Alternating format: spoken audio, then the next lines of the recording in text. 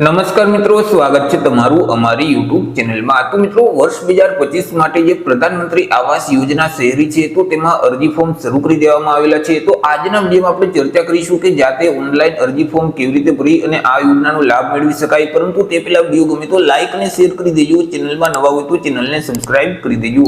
તો ચાલો મિત્રો, વિડીયોની શરૂઆત કરીએ।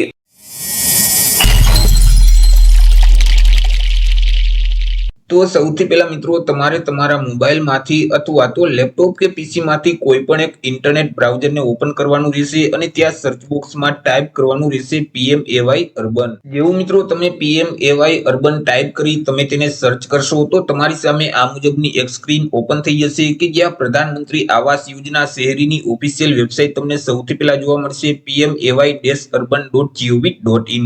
તો તે વેબસાઇટ ઉપર તમારે ક્લિક કરવાનું રહેશે। વેબસાઇટ ઉપર ક્લિક કરશો એટલે પ્રધાનમંત્રી Awas Yojana શહેરીની official website open થઈ જશે। તમને આ મુજબની એક સ્ક્રીન જોવા મળશે। યોજનાની માહિતી મેળવવા માટે અહીં તમને સ્કીમ ગાઈડલાઈનનો ઓપ્શન જોવા મળે, તેના ઉપર ક્લિક કરશો તો યોજનાની જે PDF ફાઇલ છે તે તમારા ડિવાઇસમાં ડાઉનલોડ થઈ જશે।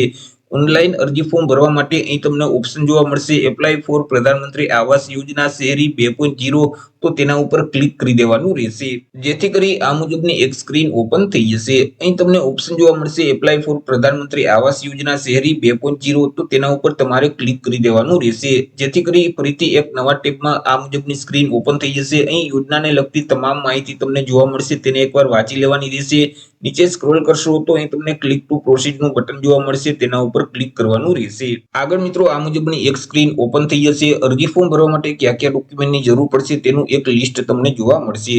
મિત્રો અહીં અરજદારનું આધાર કાર્ડ છે, અરજદારના કુટુંબના તમામ સભ્યના આધાર કાર્ડ છે, બેંક પાસબુકના પ્રથમ પાનાની નકલ અથવા તો રદ કરેલ ચેક છે, વાર્ષિક આવકના દાખલાની જરૂર પડશે। ત્યાર પછી તમે જે જમીન ઉપર મકાનનું બાંધકામ કરવા માંગો છો અથવા તો તમે જે મકાનની ખરીદી કરેલ છે તેમનો જે દસ્તાવેજ છે તેમની જરૂર પડશે। તો અરજી ફોર્મ ભરવા માટે તમારી પાસે આટલા ડોક્યુમેન્ટ હોવા જોઈએ।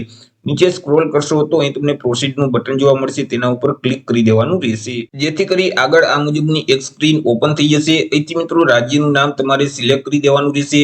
ત્યાર પછી મિત્રો વાર્ષિક આવકના દાખલામાં જેટલી આવક તમે દર્શાવેલ છે એટલી આવક અહીં ટાઈપ કરવાની રહેશે।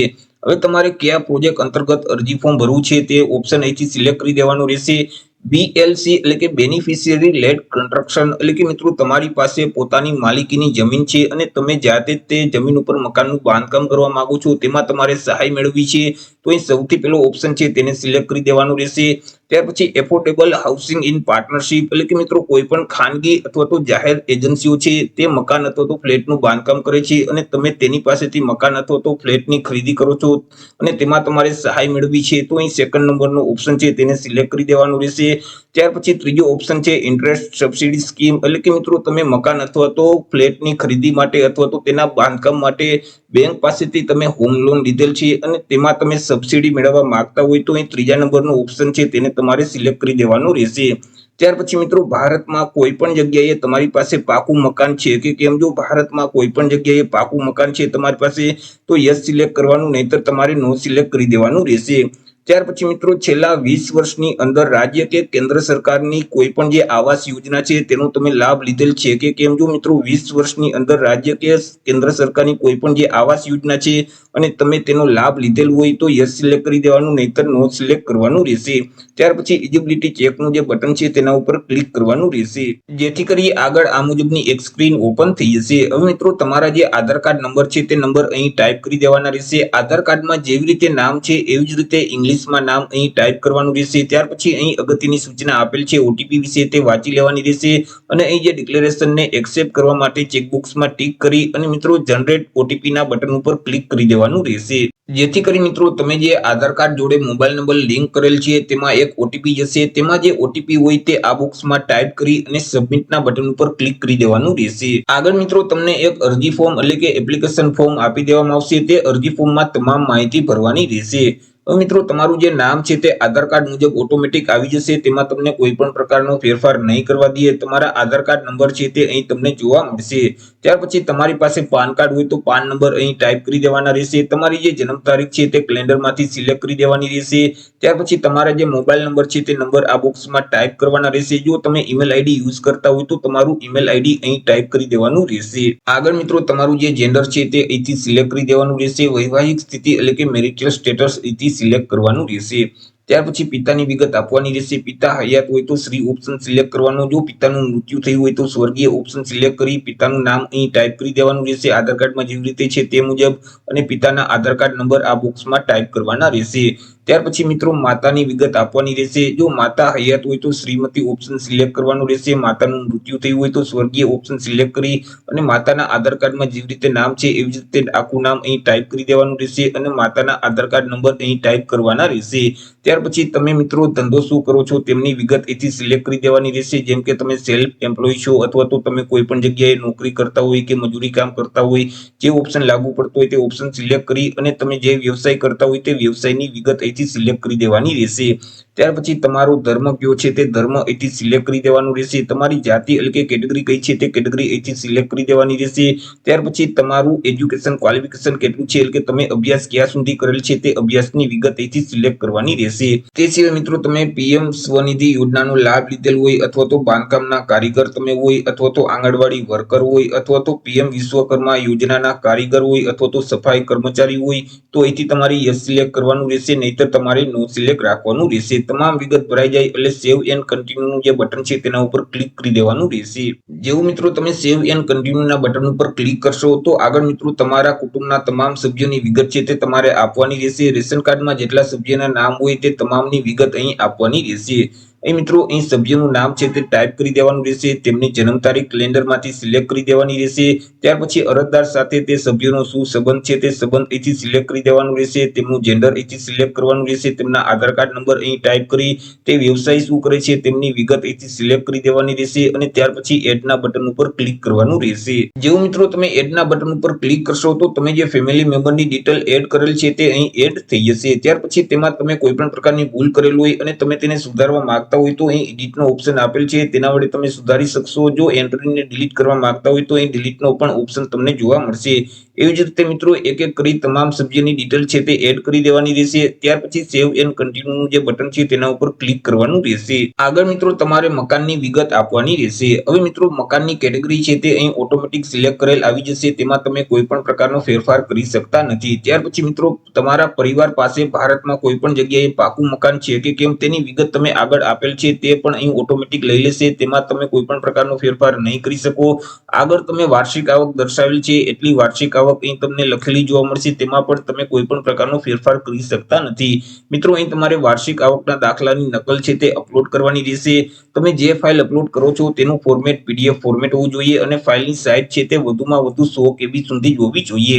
અહીં મિત્રો આવકના દાખલાની નકલ અપલોડ કરવા માટે ચોઈસ ફાઇલના બટન પર ક્લિક કરશો તો ડિવાઇસ ઓપન થઈ જશે કે જ્યાં તમે સ્કેન કરેલો વાર્ષિક આવકનો દાખલો રાખેલ છે તેને સિલેક્ટ કરી અપલોડના બટન ઉપર ક્લિક કરશો તો આવકના દાખલાની નકલ અપલોડ થઈ જશે. ત્યાર પછી મિત્રો તમે જે શહેરમાં મકાનની ખરીદી કરેલ છે તે સિટીમાં તમે કેટલા વર્ષથી રહો છો તે વર્ષ અહીંથી સિલેક્ટ કરવાના રહેશે. મિત્રો અહીં મકાનની ઓનરશિપ તમારે સિલેક્ટ કરવાની રહેશે. તમારી પાસે મકાન ના હોય તો અહીં નો હાઉસનો ઓપ્શન સિલેક્ટ કરવાનું રહેશે. જો તમારી પાસે મકાન હોય તો અહીં ઓનરનો ઓપ્શન સિલેક્ટ કરવાનો રહેશે. જો તમે હાલ અત્યારે ભાડે રહેતા હોય તો રેન્ટનો ઓપ્શન સિલેક્ટ કરી દેવાનો રહેશે. જો તમારી પાસે મકાન છે તો કેવું મકાન છે, પાકું મકાન છે, સેમી પાકું મકાન છે કે કાચું મકાન છે તે ઓપ્શન સિલેક્ટ કરવાનું રહેશે. જો તમારી પાસે પાકું મકાન હોય અથવા તો સેમી પાકું મકાન હોય કે કાચું મકાન હોય તો તે મકાનની છત કયા પ્રકારની છે તે છતનો પ્રકાર અહીંથી સિલેક્ટ કરી દેવાનો રહેશે. તમામ માહિતી ભરાઈ જાય એટલે સેવ એન્ડ કન્ટિન્યુ જે બટન છે તે બટન ઉપર ક્લિક કરવાનું રહેશે. આગળ મિત્રો તમારે સરનામાની વિગત આપવાની રહેશે કે જેમાં તમારે અલગ અલગ 2 સરનામા આપવાના રહેશે. જેમાં સૌથી પહેલા હાલનું સરનામું એટલે કે પ્રેઝન્ટ એડ્રેસ આપવાનું રહેશે.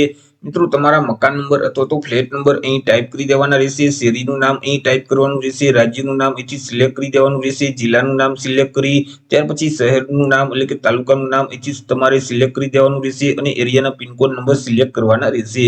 ત્યાર પછી પરમનન્ટ એડ્રેસ એટલે કે કાયમી સરનામું આપવાનું રહેશે. પરંતુ હાલનું સરનામું અને કાયમી સરનામું બંને એક જ છે તો ચેકબોક્સમાં ટીક કરી દેવાનું રહેશે. બંને અલગ અલગ હોય તો જે કાયમી સરનામું છે તેમના મિત્રો ઘર નંબર અથવા તો ફ્લેટ નંબર આ બોક્સમાં ટાઈપ કરી દેવાના રહેશે, શેરીનું નામ અહીં ટાઈપ કરવાનું રહેશે, રાજ્યનું નામ, જિલ્લાનું નામ, ત્યાર પછી સિટીનું નામ એટલે કે મિત્રો તાલુકાનું નામ અને એરિયાના પિનકોડ નંબર તમારે સિલેક્ટ કરી દેવાના રહેશે.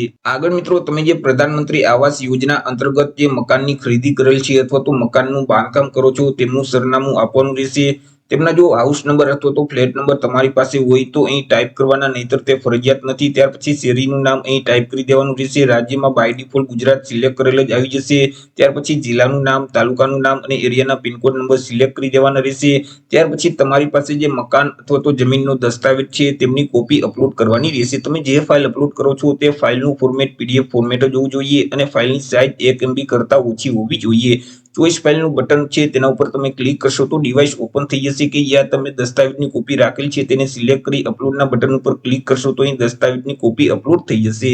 તમામ વિગત ભરાઈ જાય એટલે ફરીથી સેવ એન્ડ કન્ટિન્યુનું બટન છે તેના ઉપર ક્લિક કરી દેવાનું રહેશે. આગળ મિત્રો તમારે બેંકની વિગત આપવાની રહેશે. હવે તમારા જે ખાતા નંબર છે તે ખાતા નંબર એટલે કે બેંક એકાઉન્ટ નંબર આ બોક્સમાં ટાઈપ કરી દેવાના રહેશે અને તેને કન્ફર્મ કરવા માટે ફરીથી તે જ ખાતા નંબર અહીં ટાઈપ કરવાના રહેશે. ત્યાર પછી તમારી શાખાનો IFSC કોડ નંબર છે તે કોડ નંબર અહીં ટાઈપ કરી અને ગેટ બેંક ડિટેલના બટન ઉપર ક્લિક કરશો તો મિત્રો તમારી બેંકનું નામ અહીં ઓટોમેટિક આવી જશે અને શાખાનું નામ પણ અહીં ઓટોમેટિક આવી જશે. ત્યાર પછી અહીં મિત્રો જે અલગ અલગ યોજનાનું નામ આપેલ છે તેમાંથી તમે કોઈ પણ યોજનાનો લાભ લીધેલ હોય તો અહીંથી તમારે યસ સિલેક્ટ કરી દેવાનું રહેશે, નહીતર તમારે નો સિલેક્ટ રાખવાનું રહેશે. અહીં મિત્રો ડિક્લેરેશન આપેલ છે તેને વાંચી એક્સેપ્ટ કરવા માટે ચેકબોક્સમાં ટીક કરી દેવાનું રહેશે અને ફાઇનલ સેવના બટન ઉપર ક્લિક કરી દેવાનું રહેશે. એવું મિત્રો ફાઇનલ સેવના બટન ઉપર ક્લિક કરશો તો તમારી અરજી સેવ થઈ જશે. તમને એક અરજી નંબર આપી દેવામાં આવશે અને તમે જે સરનામું આપેલ છે તે સરનામા ખાતે આવાસ યોજનાના જે અધિકારીઓ છે તે સર્વે કરવા આવશે અને ત્યાર પછી તમારી અરજી મંજૂર થશે તો અહીં યોજનાની રકમ છે તે તમારા બેંક ખાતામાં ટ્રાન્સફર કરી દેવામાં આવશે. તો આવી રીતે મિત્રો વર્ષ 2025 માટે જે પ્રધાનમંત્રી આવાસ યોજના શહેરી છે તો તેમાં ઓનલાઈન અરજી ફોર્મ તમે જાતે જ ભરી શકો છો. આશા રાખું છું વિડીયો પસંદ પડ્યો હશે. વિડીયો પસંદ પડ્યો હોય તો લાઈક અને શેર કરી દેજો. ચેનલમાં નવા હોય તો ચેનલને સબસ્ક્રાઇબ કરી દેજો. ફરી મળીશું એક નવા ટોપિક સાથે એક નવા વિડીયોમાં. ત્યાં સુધી જય હિન્દ, વંદે માતરમ.